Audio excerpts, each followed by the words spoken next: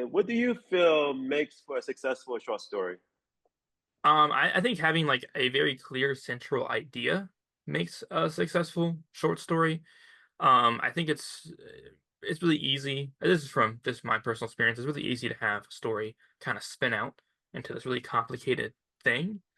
And I think what makes a really good short story is being laser focused on one idea. Um, so this one, for example, is really focused on the idea of surviving cultural eradication and old age. Like it's a really laser focused idea, even though it's like a lot of stuff going on, Native Americans, vampires, that kind of stuff.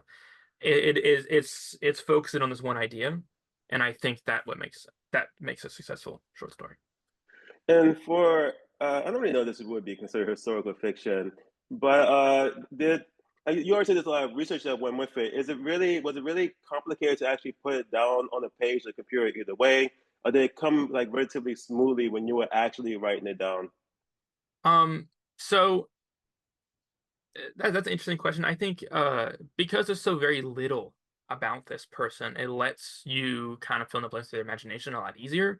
There's only really one paper that this ethnologist wrote named Horatio Hale back in like 1800s.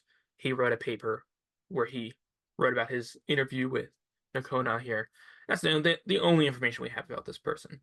So I read that, of course, and there's a couple websites online that is sort of cataloging the Tulio language, and I use that as a point of reference as well.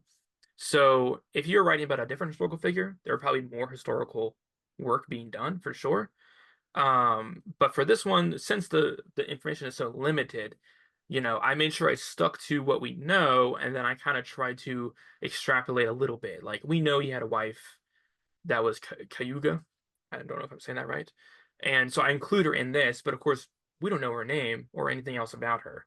So I was able to kind of fill in those blanks um, a little bit. So I think historical fiction is most interesting when, of course, the facts are right, of course, but you're allowed to kind of let your imagination use those facts to make a narrative.